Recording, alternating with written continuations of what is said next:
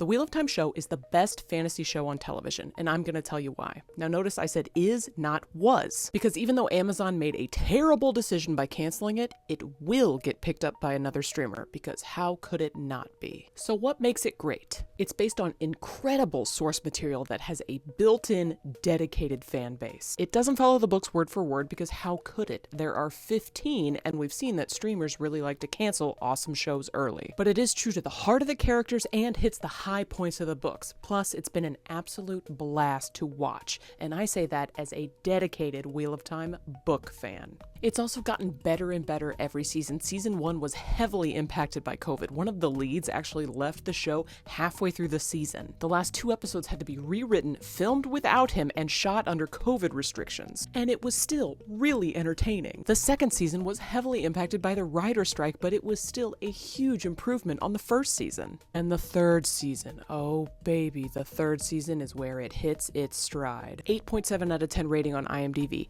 97% on Rotten Tomatoes, certified fresh. An impeccable season of television for any genre. There are so many great characters with different vibes and motivations and cultures. Middle-aged women are just as important to the story as their younger counterparts. The villains are complex and deliciously evil. There's queer representation, multiple people of color in leading roles. Every single person who watches the show can find a character they relate to, and I think that's beautiful. The cast is lightning in a bottle with heavyweights like Rosamund Pike, Sophie Okonedo, Shoaib Dashlu, Natasha O'Keefe, Daniel Henney, and up-and-comers who have proven themselves to be legitimate acting powerhouses like Madeline Madden in Season 2, Yosha Stradowski and Marcus Rutherford especially in Season 3. Not to mention Kira Coveney with that beautiful singing voice and Donald Finn with that comedic timing. It would be a tragedy to break this band up now. The costuming and makeup department are a 10 out of 10. Just when you think they can't outdo themselves, they proceed to do exactly that. Literally everything is a sleigh. The action is edge-of-your-seat exciting. Sword fights, magic fights, entire battles. It's got one of my favorite on-screen fights ever, and some of the best action in the books is yet to show up in the show. Speaking of magic fights, the visual effects have leveled up every season to the point that I would call most of the episodes in Season 3 beautiful, and I wouldn't be exaggerating. I will say